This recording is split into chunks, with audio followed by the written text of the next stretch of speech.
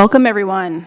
Welcome, everyone, to those in the audience. If you could take a seat, that would be great. There's still folks arriving, but we're really pleased to have you in person here at this event. And also welcome to the people that are tuning in at home. I'm Kaylee Ober, the Senior Program Officer of the Climate, Environment, and Conflict Program at the U.S. Institute of Peace. Very first thing I'd like to do is take a moment to acknowledge the land in which we're meeting on today. This land was the land of the Nunavut and Piscataway people, the first residents of the land that would become the District of Columbia. But where you're sitting today is also the United States Institute of Peace. There's many familiar faces in the room, but for those who don't know, USIP is a national, nonpartisan, independent institute founded by Congress and dedicated to the proposition that a world without violent conflict is possible, practical, and essential for the US and global security. Now, the Climate, Environment, and Conflict Program is a relatively new program established in 2020 to understand how climate policy and peace building can work together to ensure that we stay ahead of the climate curve and put affected communities on the path toward long-term peace and stability. Our program actually has 3 pillars of work, which include climate migration and displacement issues. We just recently issued a PeaceWorks on climate migration and cities. I encourage you to check that out. We also work on risks related to the just green transition, including the race for critical minerals, for instance. And we also focus on transboundary water and conflict issues, perhaps why you're here today. We're particularly interested in understanding how research meets practice. And we have new work undergoing to understand the effectiveness of conflict resolution mechanisms in transboundary water agreements. And thanks to a partnership with our learning, evaluation, and research team, we have something undergoing about how to understand why and how data sharing leads to trust building and water diplomacy. And of course, we're also interested in the impacts of gender on water diplomacy issues.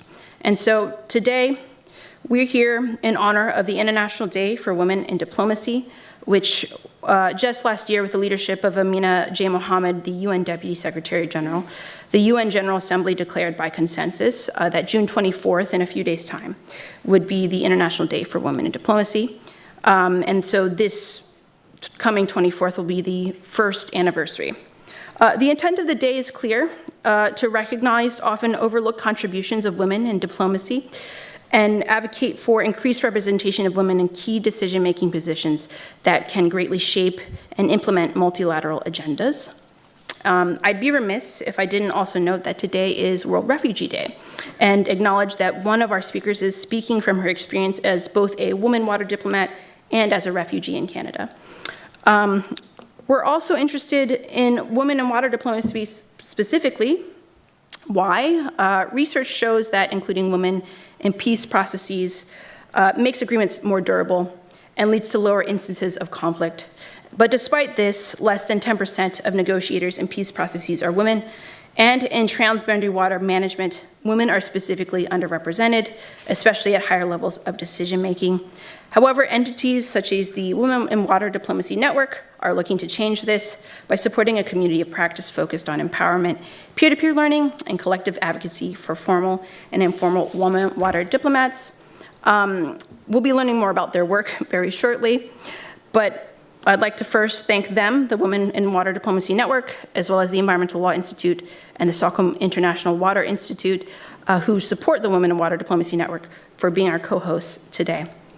And now, I'd like to turn to our keynote speaker, Mr. Henk W.J. Ovink, the Special Envoy for International Water Affairs of the Kingdom of the Netherlands. Henk was appointed by the Cabinet of the Netherlands as the first Special Envoy for International Water Affairs in 2015. Prior to this role, he was Sherpa to the High-Level Panel on Water, installed by the then UN Secretary General Ban Ki-moon and President of the World Bank, Jim Kim. He was both Acting Director General of Spatial Planning and Water Affairs and Director of National Spatial Planning for the Netherlands. Henk is also currently the principal of Rebuild by Design, the resilience innovation competition he developed and led for President Obama's Hurricane Sandy Rebuilding Task Force. And he holds a research position at the University of Groningen and teaches at the London School of Economics and at Harvard Graduate School of Design. Henk, the stage is yours.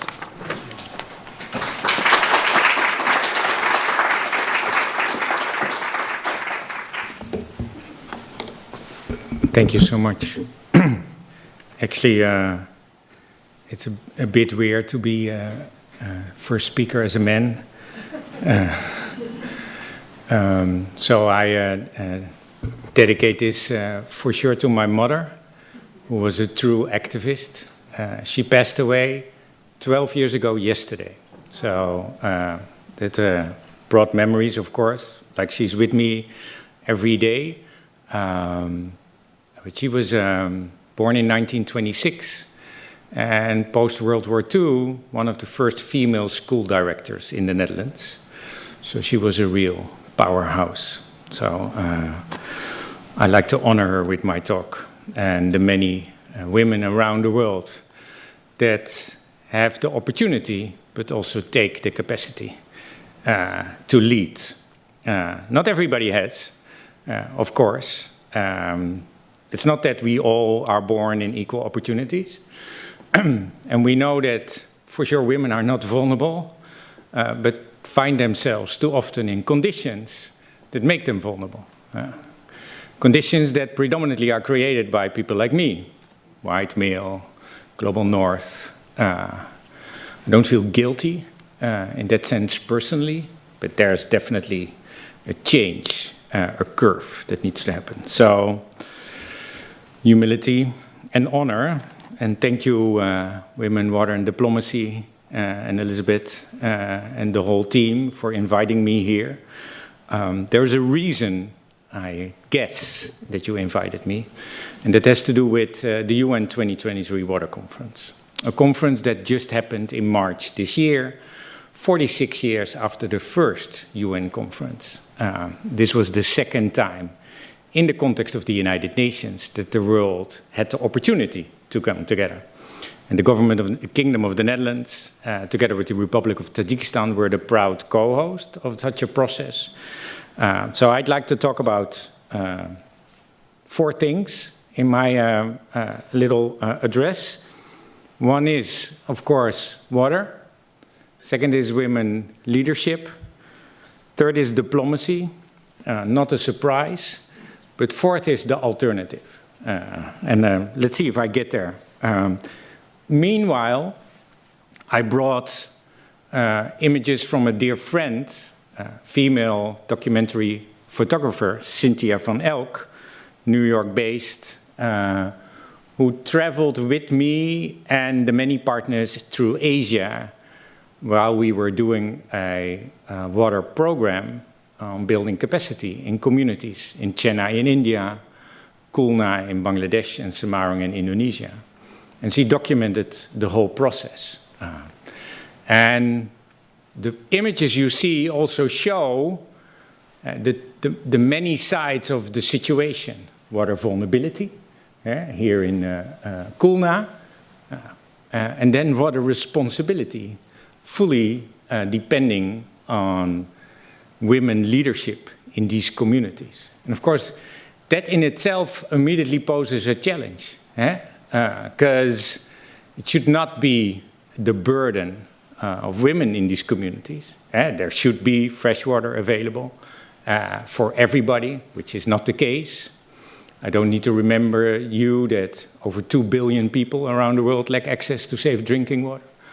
Over 3 billion access to hygiene facilities, and over 4 to sanitation facilities. So, and this burden is predominantly felt by women around the world. But they also take literally the helm and ensure that water is there for their families, for their communities, eating away hours in their days that they should not put in getting water for their communities, but, working on their economies, on their communities, on spurring actions across. And science and practice prove that the moment that happens, when there's water available, women lead. They outperform men. They spur these communities towards progress and opportunities for their kids. Girls can go to school with sanitation facilities, then they don't become monthly dropouts. So while the images are amazing, and Cynthia was able to capture here in Chennai the way women lead on water, it also shows that this, this power that women bring in securing water for all and securing health for their communities and family is not the situation that we want to see. Water, just asking, we're in the Institute of Peace on Diplomacy. Who of you has any clue about water? It's like, so, that's great. Because water is a crazy resource. You know, it's almost free. It's not like oil or energy. We take it for granted. Predominantly, it's dealt with by engineers, predominantly also male engineers. You focus on infrastructure, pipes, or fixing the pipes. And almost everything in life is dependent on it. It's a human right. Because of that, it's not a commodity. So we pay nothing for the single resource that actually makes us live. Interesting, huh? That the thing that's most important for food security, for energy security, for climate, for resiliency, for sustainability, but also for equity and equality, for finance and funding, that single resource, water, that is connected literally to every sustainable development goal is almost free. And that we literally have no clue how to organize ourselves because it's so complex. It's related to everything. And something that is so complex, related to everything and costs nothing, of course, you know, is left unaccounted for.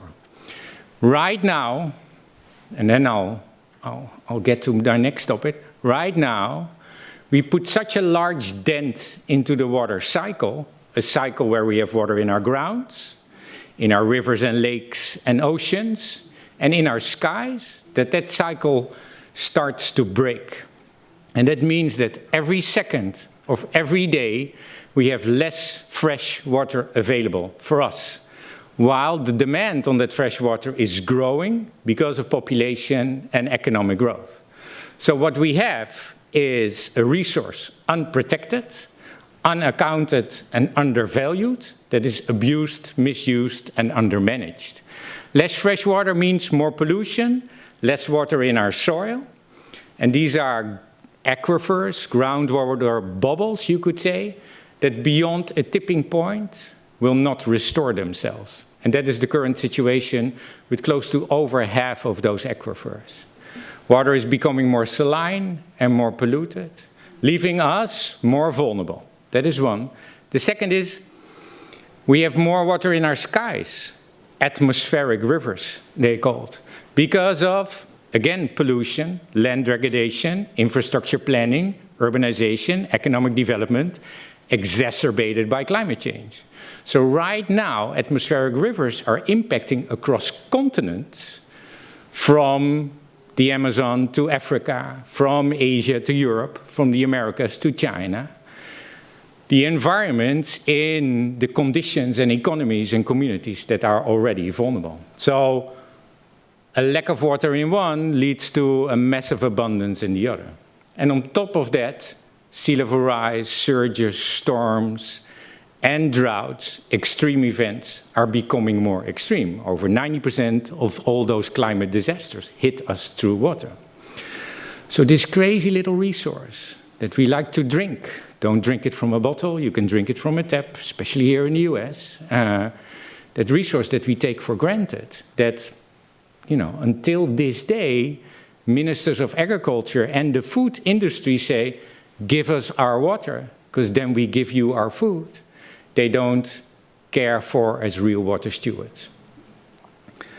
Private sector and public sector have a hard time getting their head around. That was the whole idea behind this crazy UN Water Conference, 46 years after, knowing that in contrast to climate or biodiversity, there is no agreement on water. There's nothing to hold ourselves accountable to, so it's only about our voluntary actions and commitments. The conference put together over 800 of those commitments, adding up to billions of dollars that now have to be implemented and scaled. At the same time, organizing a conference in the UN is something completely different. We can do that over drinks, but organizing a conference, and I had the honor to lead that on behalf of the Kingdom of the Netherlands, organizing a conference in a situation where there's no agreement is also a bit of a cover-up. Because everybody for months, actually years, is very busy with this conference. And it feels like everybody's very busy with water. But it turns out that's not the case. It's the moment that brings you together.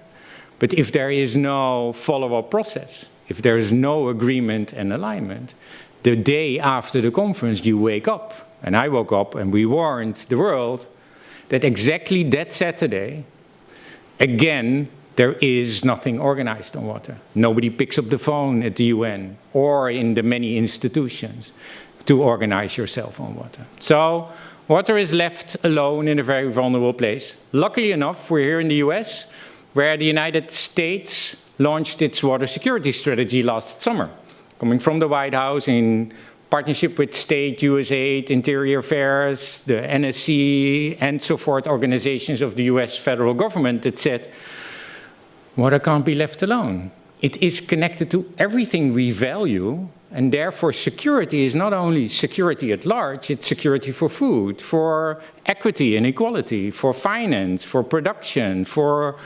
energy, for climate, for cities, the environment, and so forth. I wish more countries would champion water in such a comprehensive way and be able to lead. The Netherlands was very lucky to work together closely still until this day, not only in the preparation of the conference, being the US one of the co-leads, co-chairs of one of the interactive dialogues on the follow-up of the conference, but also a real push now in the multilateral domain to ensure water is there. And they did this with female leadership, of course. So that's water.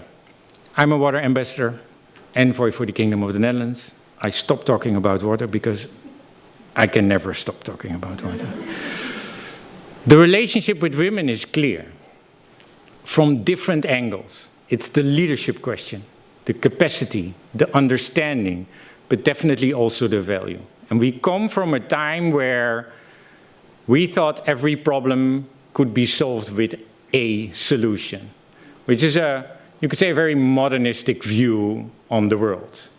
And with all those solutions that we poured out around the world, we created many, many more problems that all were then again attributed with more solutions.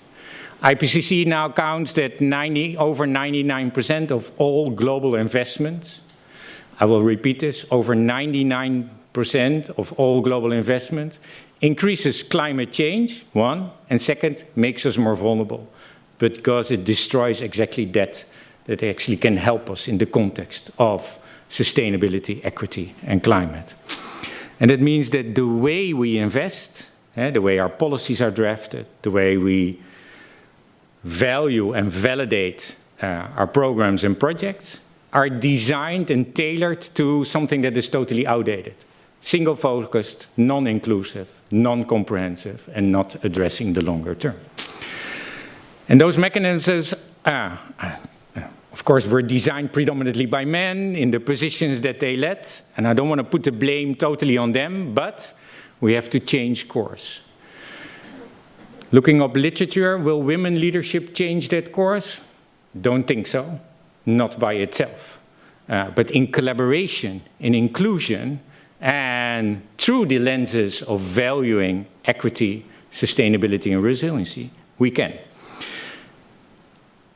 And shown is there that we have a massive gap to bridge. And also around the world, we see wherever we put the opportunity in place for women to lead, they are able to bridge many of these gaps. It takes a village to develop the change that we need, and that village can and should be co-run by women in leadership positions. Third is diplomacy, and the way how we come together. Now, we're in the Institute of Peace and Diplomacy, so you know more about diplomacy than myself. I know it by practice, working in regions of the world where there are conflicts, where water is a key driver, a source as part of those tensions, and where we can overcome this by coming together. Now, how can water and diplomacy hold hands? again, that is, I would say, almost more, fairly easy. The opportunity with water is that it touches upon everything. So that means that if you have an honest conversation on the issues at stake, and you start with water, because water is linked literally to everything, it's also linked to everyone. Everyone has a stake. And that means with everyone having a stake, everyone also has a role.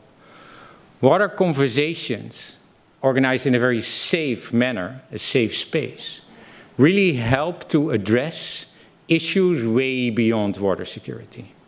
They tap into opportunities for women and kids, for resiliency and economy, for environmental issues, for food and energy security, for schools, educations, and jobs. Water conversations empower diplomacy around the world, if done in the best way possible. So diplomacy informed through a water lens helps us understand what a conversation can really look like, that is inclusive, that is addressing holistically the issues at stake, and goes beyond the lock-in we too often find in the context where we need diplomacy so most. Not saying that water will solve all your problems. In the wrong hands, it will only make them worse.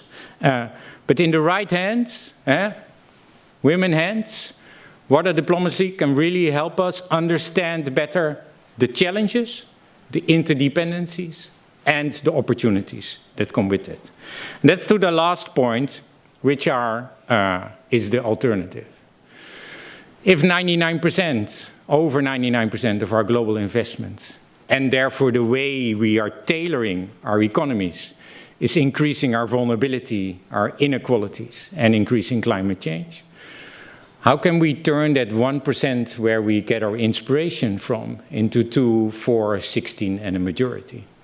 What is the safe space needed to bring forces together to ensure that that alternative of looking at the future and not the past, bypassing our lock-ins and coming together, really can spur the action so much needed and empower the sitting powers to step beyond their vested interests? I don't know. If I did, we wouldn't have this challenging conversation, because if I know, you know, right? I'm no magician. I'm a Dutch diplomat working on water. But I do know from working on water in places like Chennai, Gaza, Afghanistan, Peru, Chile, the US, New York after Hurricane Sandy, Europe, Africa, Central Asia, in all those places where vulnerability of our future and future generations is at the heart of the opportunity of solving a crisis, that it is possible, that there is always a will, if only we dare to look it into eyes and empower it. I started with my mother, who was a true activist. I'll end with my father, who was married to her for a very long time. He turned 97 when he passed away in 2018, 5 years ago now. They were two of the same kind in a way, true activists. But my father was an engineer, and not the bully type of engineer like Robert Moses, but a passionate engineer. When I worked for President Obama, we had a joke. If Robert Moses and Jane Jacobs had married, their love babies might have been able to, change the world in a very compassionate, passionate, inclusive, human-centric, community-led way, still building bridges and infrastructure that was resilient and taking into account.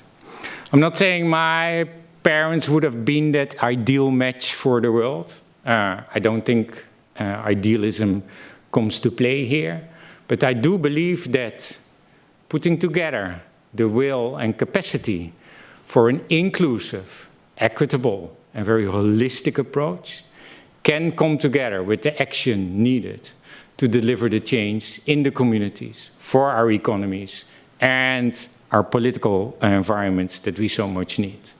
And I think it's exactly why we are here. And I wish you a great conference. I want to thank you for your attention.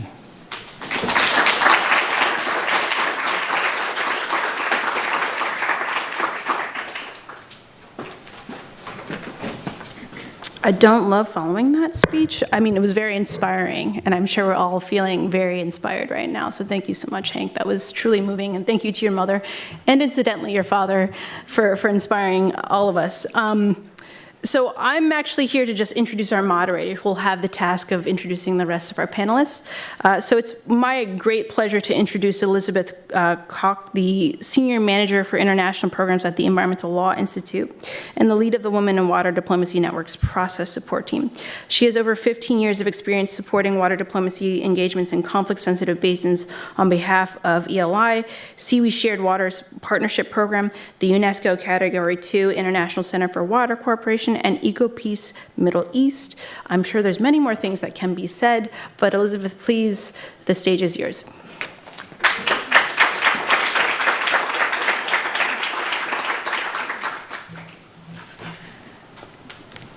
Welcome to you all. It's such a pleasure to see mostly new faces in the room today. My name is Elizabeth.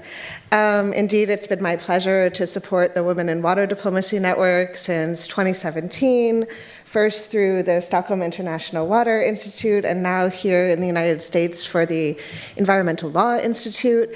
I really just want to say a big thank you to our partners of this event, the USIP, this beautiful auditorium, and our partners from the Stockholm International Water Institute as well.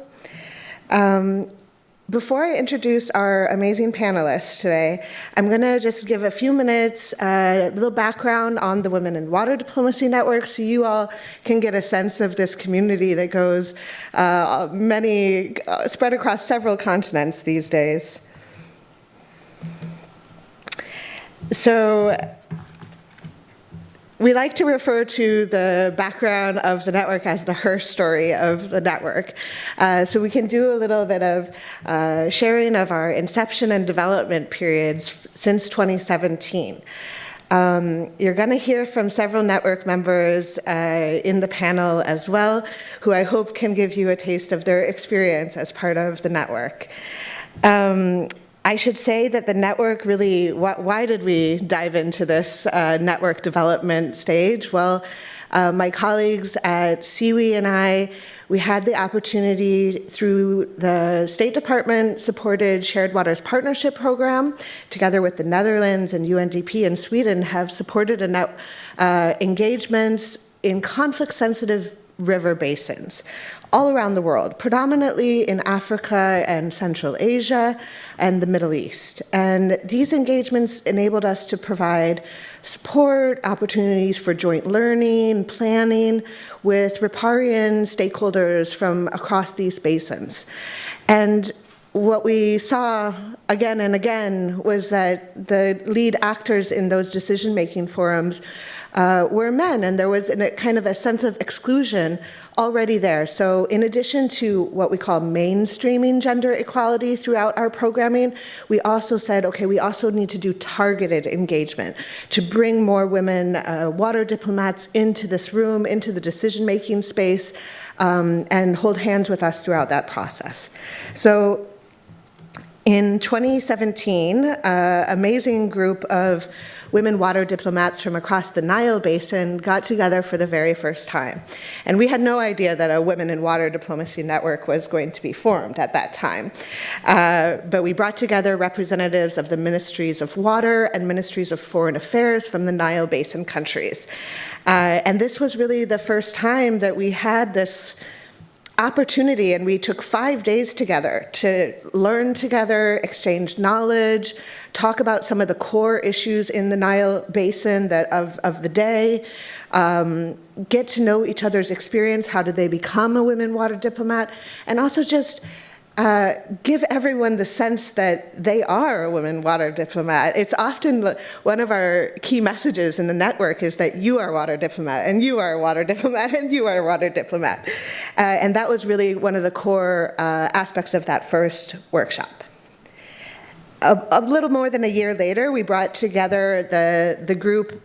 At that point, they said, we need to do this every year. We have to bring in new people to the network. We want to establish a constant engagement. And so we launched the second Women in Water Diplomacy Network Forum, which took place in Ethiopia at the end of 2018. And again, 5 days together, experience exchange, networking. There was a lot of major political issues on the table in the Nile in this time period. We had lead negotiators from Egypt, Ethiopia, Sudan, the Great Lakes region of the Nile. It was really a fantastic opportunity. And while we did something like a several-day simulation of negotiation on a fictitious basin, we were able to bring some of those core issues into the discussion in a safe space between a sisterhood of diplomats. The third Nile Network Forum was held in January 2020.